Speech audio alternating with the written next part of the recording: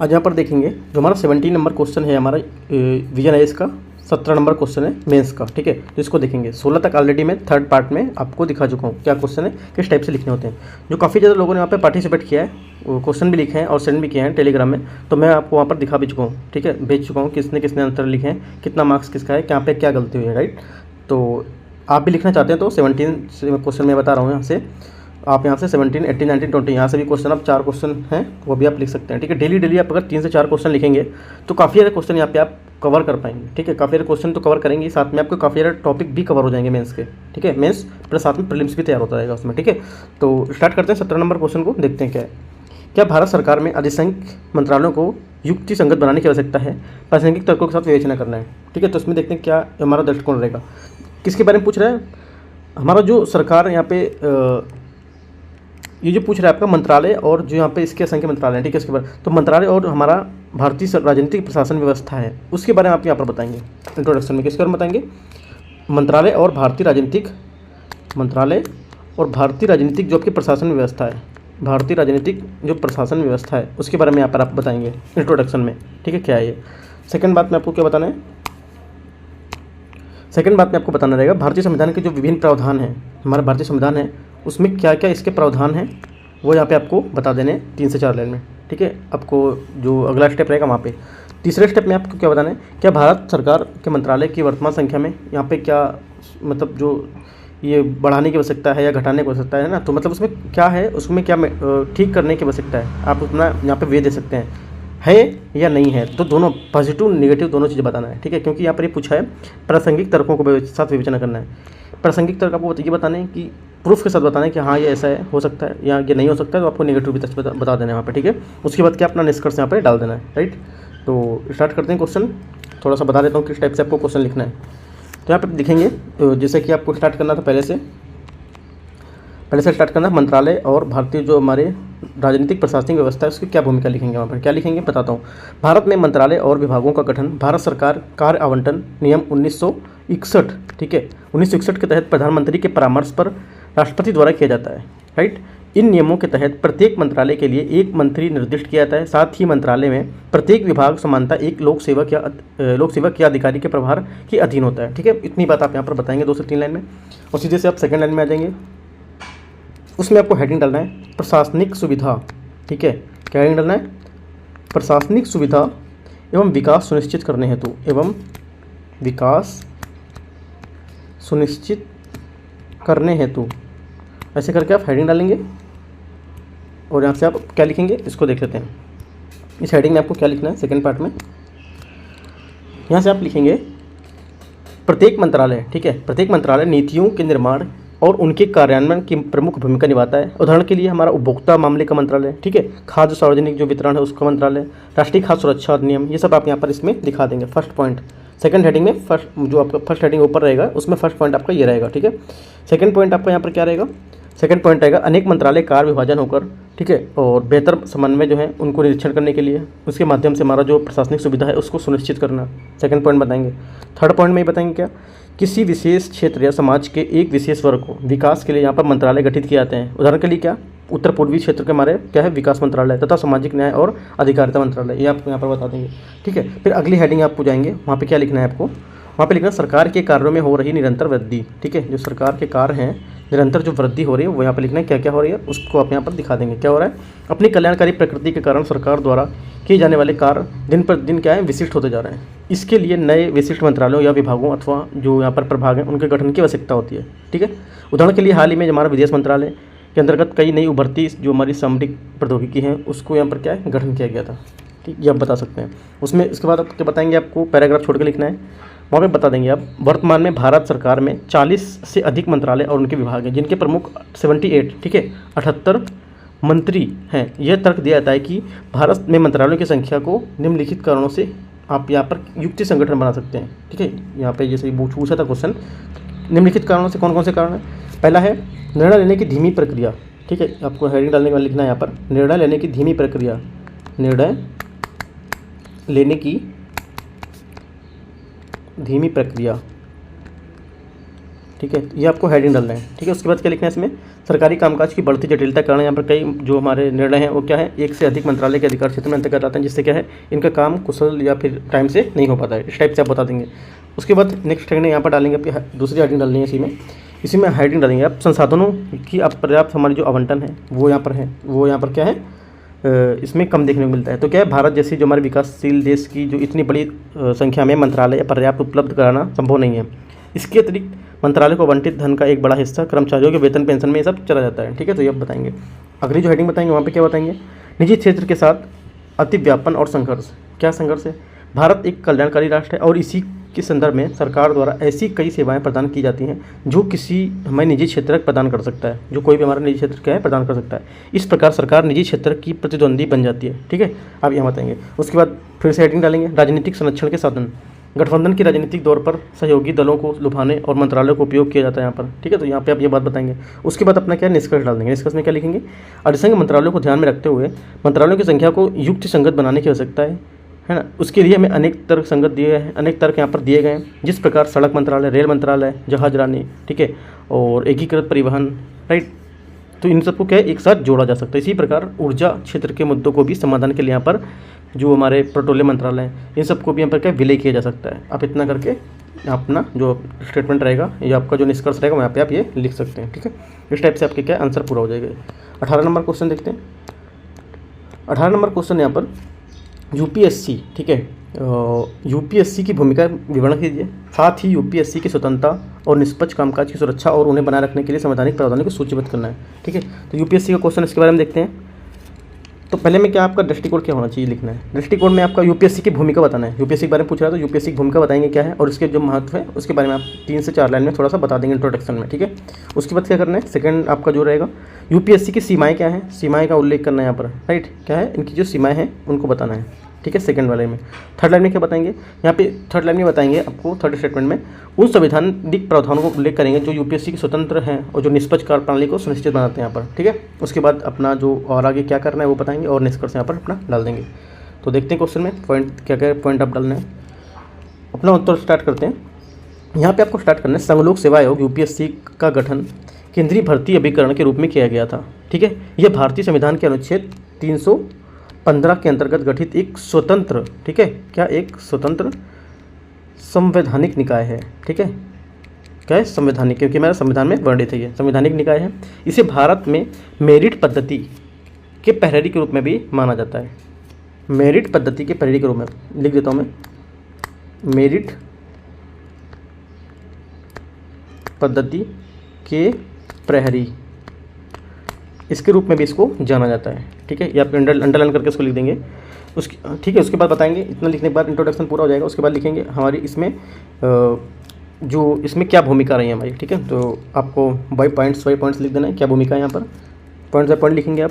ये अखिल भारतीय सेवाओं, केंद्रीय सेवाओं और राज्य क्षेत्रों की लोक सेवाओं के जो नियुक्ति हैं, परीक्षाएँ हैं आयोजित करता है। ठीक है, ये सेवा, सेकंड में क्या लिखेंगे, ये सेवा संबंधी मामले परामर्श उपलब्ध करवाता है। साथ ही ये अनुशासनात्मक जो हमारे मामले हैं उसको क्या निर्धारण सरकार को परामर्श भी देता है। तीसरी पॉइंट क्या लिखेंगे, ये राज्यों यदि 2 या 2 से अधिक राज्य यहाँ पर हैं उन्हें ऐसा करने पर अनुरोध कर सकता है कि ऐसी जो सेवाएं हैं उनके लिए क्या है विशेष अर्हता वाले अभ्यर्थी को उपेक्षित, जैसे संयुक्त भर्ती परीक्षा को तैयार करना, ठीक है, और उनके प्रवर्तन की सहायता करना, यहाँ पर ये बता सकते हो आप। चौथा क्या है, यूपीएससी को संसद के जो हमारे अंग है, संसद के जो संघ हैं उसकी सेवाओं से संबंधित अतिरिक्त कार्य भी यहाँ पर किए जा सकते हैं इसके अलावा। ठीक है, ये यूपीएससी के अधिकार क्षेत्र में किसी भी प्राधिकरण, कॉर्पोरेट, ठीक है, निकाय जो हमारे सार्वजनिक संस्थान है उसमें क्या है ये सुनिश्चित कर सकता है इसको, राइट। उसके बाद क्या डालना अगला, यूपीएससी की जो लेटरल एंट्री के लिए साक्षात्कार के माध्यम से अधिकारियों को नियुक्त करने का अधिकार है। किसके माध्यम से, लेटरल एंट्री, ठीक है, इसके माध्यम से क्या होगा, साक्षात्कार के माध्यम से अधिकारियों को नियुक्त करने का प्रावधान होता है यहाँ पर, राइट। इतना लिखने के बाद आप डालेंगे इसमें कुछ विशेषज्ञों का कहना है, कुछ उनकी सीमाएं भी हैं, ये करके हेडिंग डाल देंगे। कुछ विशेषज्ञों का कहना है और उनकी कुछ सीमाएं हैं, ऐसा करके हेडिंग डालने के बाद नीचे आप लिखेंगे इसमें सलाहकार निकाय, इसमें हेडिंग डालेंगे सलाहकार निकाय, इसके द्वारा की गई सिफारिशें केवल सलाहकार या प्रकृति की होती हैं, सलाहकार प्रकृति की होती हैं या इसमें से किसी की सलाह मानने के लिए इसमें क्या है सरकार बाध्य नहीं होती है। इसके लिए सरकार यूपीएससी के सहकारी जो कार्य हैं उसके दायरे को नियंत्रित करने होती है, यहाँ पर नियम बना सकती है। सरकार क्या बाध्यकारी इसमें नहीं होती है, जो बोलेगा आपको ये ऐसा नहीं कि आपको मानना पड़ेगा, ठीक है। सीमित भूमिका क्या होती है इनमें, हेडिंग डालेंगे सीमित भूमिका। उसमें लिखेंगे यूपीएससी की सेवाओं, वर्गीकरण और वेतन जो सेवा शर्त हैं उसके संवर्धन प्रवर्धन के लिए यहाँ पर क्या प्रशिक्षण, यह संबंधित नहीं है कि उसमें अतिरिक्त विभिन्न पदों के लिए अस्थायी नौकरी या कर्मियों की नियुक्ति करने का यहाँ पर प्रावधान भी हो, ठीक है। ये आप बता सकते हैं। उसके बाद अगला बता सकते हैं कार्य की जो अतिव्यापन है अनुशासनात्मकता मामलों में क्या है, यहाँ पर केंद्रीय समाज सतर्कता आयोग है जो, ठीक है, सीवीसी जो होता है, उसकी वजह से प्रभावित हुई क्योंकि अब सरकार एक विशेष एजेंसी के रूप में यहाँ पर भ्रष्टाचार विरोधी प्रविधि को परामर्श करती है, ठीक है। ये सब आप यहाँ पर बता सकते हैं। उसके लिए देखो यहाँ पे पॉइंट आउट डाल सकते हैं अपना कि इसमें हेडिंग में कार्यकाल की सुरक्षा और या अनुच्छेद 316 है ना, कार्यकाल की जो सुरक्षा है या आर्टिकल 316, ये भी आप यहाँ पर लिख सकते हैं। क्या लिख सकते हैं इसमें प्रावधान किया गया कि लोक सेवा आयोग के सदस्यों का जो पद ग्रहण करने की तिथि से 6 वर्ष की अवधि के लिए पद धारण करेंगे, है ना। कितने बीत गए, 6 वर्ष की अवधि के लिए, राइट। लोक सेवा आयोग के मामले में आयु सीमा में 65 वर्ष है, राइट। संघ लोक सेवा आयोग के मामले में आयु सीमा में ये क्या इतना 65 वर्ष है, ठीक है। और जो आपका पद हटाने की कठिन प्रक्रिया है वो आर्टिकल कितना 317 में, ये भी आर्टिकल बता देंगे। जितने भी आर्टिकल यहाँ पर हैं वो सब आप बता देंगे, ठीक है। उसके बाद क्या बताएंगे सेवा शर्तें क्या है, सेवा शर्तें आर्टिकल 318 में दिया हुआ है, ठीक है। उसके बाद क्या है भारित जो हमारा व्यय है वो कितना आर्टिकल 322, भारित व्यय हमारा आता है 322 के प्रावधान के अनुसार यूपीएससी के अध्यक्ष और सदस्यों के वेतन भत्ते पेंशन भारत की जो संचित निधि है उस पर भारित होते हैं, संसद के मतदान के अधीन नहीं होते हैं, ठीक है। उसमें क्या उसके बाद डाल देंगे आप अनुच्छेद 319 डाल देंगे ए, जो आपका पुनर्नियुक्ति का प्रतिबंध होता है 319 ए में है वो दिखा देंगे। सिफारिश को स्वीकार करने का प्रज्ञापन आर्टिकल 323, ये सब आप फैक्चुअल पॉइंट एकदम, ठीक है। तो आप अपना जो भी नोट्स होगा वहाँ से भी आप ये कर सकते हैं, राइट। तो इस टाइप से आपको क्वेश्चन यहाँ पर करना है। अगला देखते हैं 90 नंबर क्वेश्चन। 90 नंबर क्वेश्चन है अधिकरण क्या है, ठीक है। अधिकरण क्या है, अनुच्छेद 323 ए भारतीय संविधान के अनुच्छेद 323 बी से किस प्रकार भिन्न है, ये बताना है। दृष्टिकोण देखते हैं क्या रहेगा हमारे यहाँ पर। दृष्टिकोण रहेगा किसके बारे में पूछे, अधिकरण, ठीक है। तो क्या है अधिकरण के बारे में आपको यहाँ पर क्या है आपका जो विशेषता रहेगी इसकी क्या बात रहेगी वो आपको बताना है क्या अधिकरण होता है, ठीक है। उसके बाद क्या बताना है इनके कार्य क्षेत्राधिकार बताएंगे क्या है, ठीक है। और अनुच्छेद 323 ए और 323 बी के बीच अंतर को भी यहाँ पर बता देंगे इसी बात में, राइट। और तीसरी बात में क्या है अपना कुछ बातें आगे के लिए यहाँ पर ऐसा हो सकता है, अपना अगर वे देना चाहते हैं तो दे सकते हैं और अपना निष्कर्ष यहाँ लिख सकते हैं, ठीक है। तो आंसर स्टार्ट करते हैं।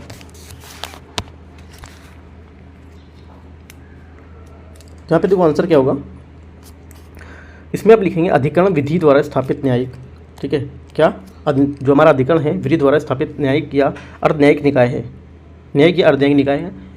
इनका प्रयोजन तीव्रता से निर्णय देकर न्यायपालिका के मामलों को बोझ को कम करना होता है। साथ ही इनमें तकनीकी मामलों के लिए विषय से संबंधित विशेषज्ञ भी शामिल होते हैं, ठीक है। ये आपको बताना है, ठीक है। मूल रूप से भारतीय संविधान का भाग ये नहीं थे। वर्ष 1976 में 42वां संविधान संशोधन द्वारा आर्टिकल कौन सा 323 ए, ठीक है। 1976 में 42वां संविधान संशोधन, ठीक है। 42वां संविधान संशोधन में 323 ए, ठीक है। क्या है 323 ए और 323 बी को यहाँ पर जोड़ा गया था।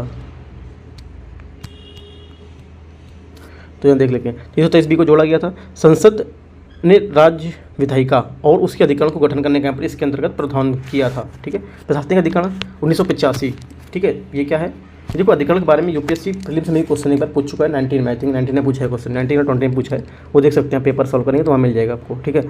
तो इसके बाद अगले यहाँ पर क्या हेडिंग डालेंगे वो पूरा हो जाएगा आपका जैसे बताया आपने। उसके बाद नेक्स्ट हेडिंग डालेंगे यहाँ पर प्रशासनिक अधिकरण अधिनियम 1985 ये डालेंगे। इसमें क्या है केंद्र सरकार को एक केंद्रीय प्रशासनिक अधिकरण और राज्य प्रशासनिक अधिकरण स्थापित करने के लिए अधिकृत करता है, ठीक है। अगला क्या करेंगे, अगला में क्या बताना है आपको, जो आपका जो 323 ए है, 323 ए और 323 बी, इसके बारे में आपको अंतर बता देना क्या अंतर है। पहली बात अंतर बताना है आपको कार्यशीलता क्या है, इनमें कार्यशीलता क्या है, ठीक है। अभी इतना लिखेंगे 323 ए और 323 बी में अंतर, यहाँ पे लिखेंगे अंतर और यहाँ पे लिखेंगे हेडिंग डालेंगे कार्यशीलता। कार्यशीलता क्या लिखेंगे, यद्यपि अनुच्छेद 323 ए केवल सार्वजनिक सेवा संबंधी मामलों के लिए अधिकरण की स्थापना का उपबंध करता है, वहीं अनुच्छेद 323 बी कुछ अन्य मामले जैसे कर नियंत्रण, विदेशी मुद्रा, भूमि सुधार, किराएदारी अधिकार के लिए यहाँ पर क्या है अधिकरण की स्थापना का प्रावधान किया गया, ठीक है।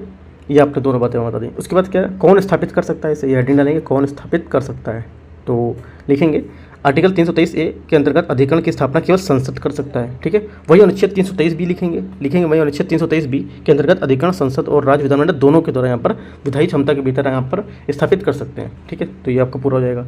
इसके बाद हेडिंग डालेंगे आप अधिकरण का पदानुक्रम। ठीक है, जो हमारे अधिकरण होते हैं उनका जो पद का क्रम होता है क्या होता है, तो यहाँ पर लिखेंगे अंदर 323A के अंतर्गत केंद्र के लिए केवल एक अधिकरण और प्रत्येक राज्य या दो या दो से अधिक राज्यों के लिए अधिक अधिकरण स्थापित किया जा सकता है। अधिकरण पद जो हमारे अनुक्रम है उस पर कोई प्रश्न वर्णित नहीं किया गया इसमें। ठीक है, जबकि अनुच्छेद 323B के अंतर्गत अधिकरण का एक पदानुक्रम है, इसमें पद का अनुक्रम है, वो निर्मित यहाँ पर किया गया है। ठीक है, यह किया जा सकता है।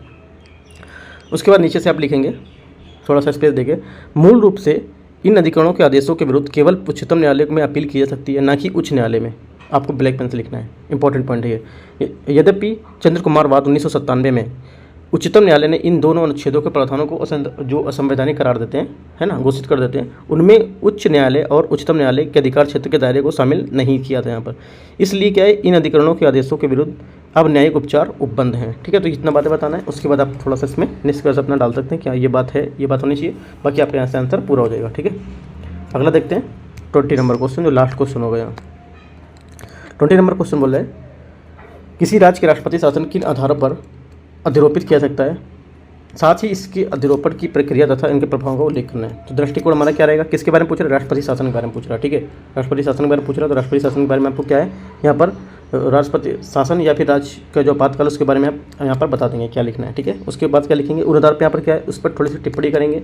ठीक है, टिप्पणी करेंगे कि मतलब किस टाइप से हमारा राज्य इस पर अधिरोपित कर सकता है, इसके लिए क्या अधिरोपण के लिए हमारे क्या क्या प्रावधान है उसको उल्लेख करेंगे और उसके बाद अपना निष्कर्ष लिखेंगे। ठीक है, तो स्टार्ट करते हैं आंसर।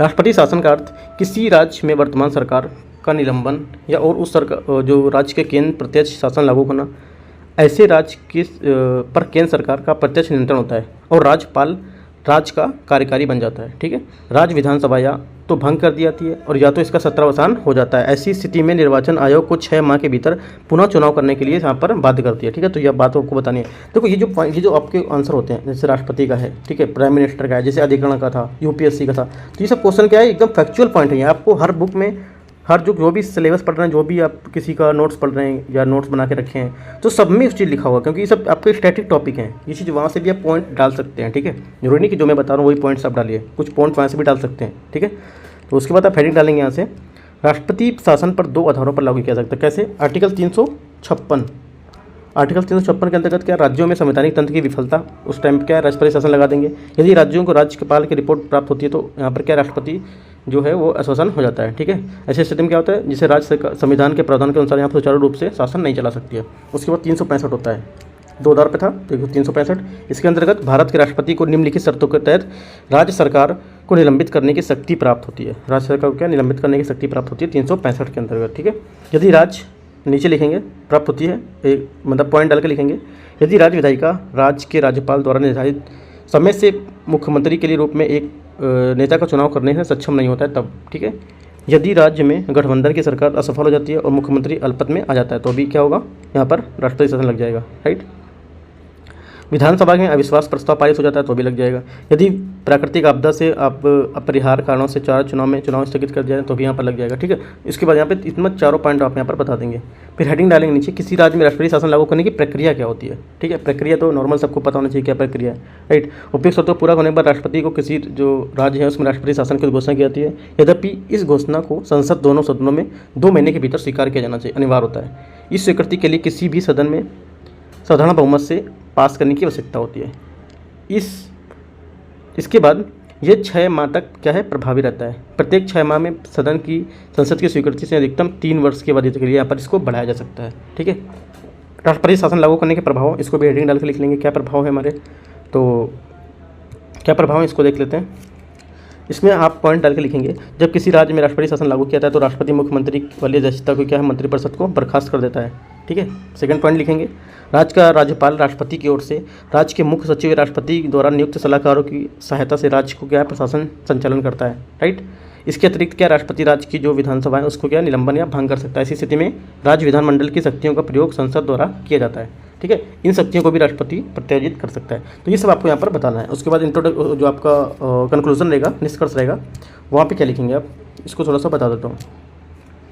यहाँ लिखेंगे अतीत में जो हमारा राष्ट्रपति शासन के दुरुपयोग के कारण इन्हीं की आलोचना की जा रही है, जैसे कि 44वां संविधान संशोधन के अधिनियम में प्रावधान किया गया है कि इस प्रकार घोषणा दुरुपयोग को रोकने के लिए न्यायालय में चुनौती दी जा सकती है। SR बोम्मई मामले में उच्चतम न्यायालय ने निर्णय दिया था कि राज्य में आपातकाल लागू करने वाली जो राष्ट्रपति है उसकी घोषणा यहाँ पर क्या है, पुनरावलोकन के अधीन होगी। ठीक है, ये बात थोड़ी सी आप यहाँ पर इसमें बता देंगे कि क्या यहाँ पर बताया जा रहा है। ठीक है, तो आपका यहाँ से क्या आंसर पूरा हो जाएगा, राइट। तो यहाँ पर क्या 20 क्वेश्चन मैंने डिस्कस कर लिया।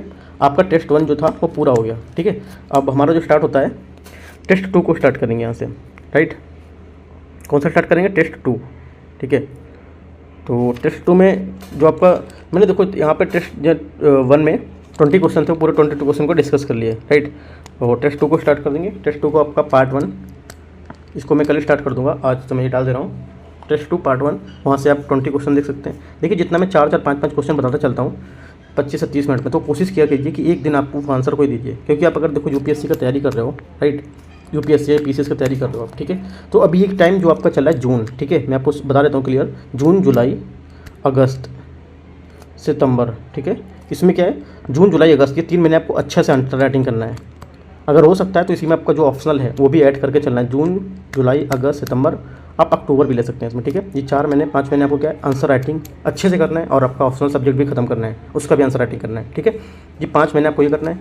उसके बाद अक्टूबर तक मैंने लिया, नवंबर से आप उठाएंगे जो भी करंट अफेयर्स है हमारे 1 साल का, उसका एक डाटा क्या है वो भी साथ में लेकर चलेंगे। और यहाँ से आपका जो आंसर राइटिंग इसको आपको बंद करना पड़ेगा, या तो एक बोल सकते हैं अगर आप यहाँ पे एक दिन में 3 लिखते हैं, 2 लिखते हैं, तो वहाँ पे आपको एक आंसर लिखना पड़ेगा, राइट, एक आंसर, या फिर एक आंसर को आप रिव्यू कर सकते हैं, देख सकते हैं। तो उस टाइप से आप आंसर वहाँ पे नवंबर, दिसंबर, जनवरी में रिव्यू कर सकते हैं, करंट अफेयर से कुछ आंसर ऐड कर सकते हैं। ठीक है, उसके बाद फरवरी में जो आएगा उसमें आपको सिर्फ प्रीलिम्स, जनवरी से वही बोल सकते हैं, जनवरी, फरवरी, मार्च, अप्रैल, ये 4 महीने आपको सिर्फ प्रीलिम्स के लिए देना है, क्योंकि मई में एग्जाम होता है। ठीक है, तो इस टाइप से आपका पूरा फोकस होना चाहिए कि हमें किस महीने में क्या क्या पढ़ना है, क्या करना है, राइट।